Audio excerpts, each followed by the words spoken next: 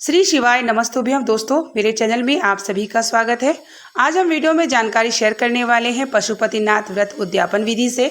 पशुपतिनाथ व्रत जो कि 5 होता है, 5 सोमवार का व्रत है और उद्यापन विधि 5वें सोमवार को किया जाता है। लेकिन 5 होते होते ही बहुत सारे लोगों की मनोकामना पूर्ण हो जाती है, वहीं बहुत सारे लोगों की मनोकामना नहीं पूर्ण हो पाती।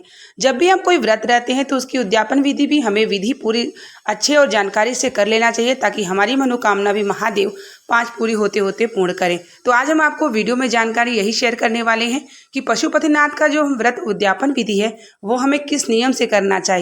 बहुत सारे लोग गलत विधियों से कर लेते हैं, इसलिए उनकी जो है मनोकामना पूर्ण नहीं हो पाती। जब हम कोई व्रत रहते हैं तो उनका उद्यापन भी हमें जो है बहुत विधि से करना चाहिए। उद्यापन में अगर आपने गलती कर दिया या आपने उद्यापन नहीं किया तो आपको फल की प्राप्ति नहीं होती है। तो आइए हम बात कर लेते हैं कि उद्यापन विधि क्या है। देखिए, पशुपतिनाथ का जो व्रत है 5 सोमवार आप विधि जो भी पूजन का करते हैं वैसे ही आपको 5वें सोमवार को भी करना होता है।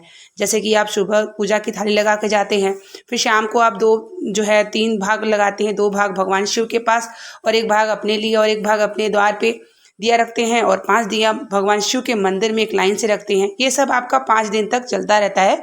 पशुपतिनाथ व्रत की जानकारी आप सभी को होगी ही। तो इस तरीके से तो आप व्रत करते हैं। लेकिन जब उद्यापन विधि पे आते हैं तो आपको एक श्रीफल लेना होता है, 11 रुपया लेना होता है और 108 कोई भी चीज़ चढ़ाई हो जाती है। या आप चावल का दाना ले सकते हैं, या आप पुष्प की पंखुड़ियाँ ले सकते हैं, या बिल्वपत्र ले सकते हैं। आप कुछ भी जो भी आपके पास हो, आप वो जो है 108 जो है भगवान शिव को समर्पित किया जाता है। इसको समर्पित कब किया जाता है ये भी जान लेते हैं। कि समर्पित जो है हम सुबह की पूजा ऐसे ही करेंगे, शाम के जब हम पूजन करने जाएंगे 5 पशुपतिनाथ में, उसी समय हमें शाम के समय में हमें उद्यापन विधि की चीज़ें समर्पित करनी पड़ती है। और उसी मंदिर में करेंगे जिस मंदिर में आपने 5 सोमवार किया है।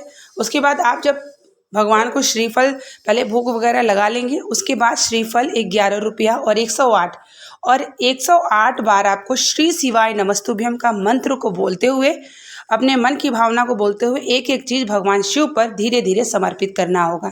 ऐसा नहीं है कि आप 108 एक बार ही चढ़ा दें, एक एक बार आप चढ़ाते जाएं और अब मंत्र को बोलते जाएं। उसके बाद उसी तरीके से 5 लाइन से दिया जलाएं। और जो भी आप श्रीफल या जो भी आप चढ़ाएंगे, इस बात का ध्यान रखिएगा कि शिवलिंग पे नहीं रखना है। कुछ भी आपको जो भी रखना है वह शिवलिंग से दूर रखना है। सिर्फ पुष्प, बिल्वपत्र ये सब आप शिवलिंग पे चढ़ा सकते हैं। और जैसे कि कहा जाए कि श्रीफल आप ले लिए, रुपया ले लिए, जो भी है चीज़ें दूर रखी जाती है। शिवलिंग पर कभी भी कोई चीज़, भारी चीज़ नहीं रखी जाती है, क्योंकि शिवलिंग पे अगर आपने चीज़ें रख दी तो भार हो जाता है और इससे भी आपकी मनोकामना जो है पूर्ण नहीं हो पाती है। तो इस विधि से जब आप करेंगे, फिर वही आके दिया अपने मेन द्वार पे, घर के बाहर आपको जो है सीधे हाथ की तरफ, जब भी आप दिया जलाते हैं मेन द्वार पे, तो इस बात का भी ध्यान रखिएगा कि आपका जो हाथ होता है वो सीधा होना चाहिए, उल्टे हाथ पे नहीं रखना है। आपको दिया जलाना है अपने घर से जो बाहर दिया जलाते हैं शिव मंदिर के आने के बाद, तो उस तरीके से जलाएं। फिर उसके बाद उनसे प्रार्थना करें कि मेरा ये व्रत पूर्ण हो गया है, मैंने जो भी भूल चूक गलती की है उसे क्षमा करिएगा, मैंने आपकी कृपा से इस व्रत को धारण किया, मेरी ये मनोकामना है महादेव इसे पूर्ण करें, मेरे गलती को क्षमा करें और आप जरूर मेरी मनोकामना पूर्ण करेंगे, मुझे पूर्ण भरोसा है। ऐसी विनती और ऐसी प्रार्थना आप शिव मंदिर में भी करेंगे और अपने मेन द्वार के बाहर भी करेंगे।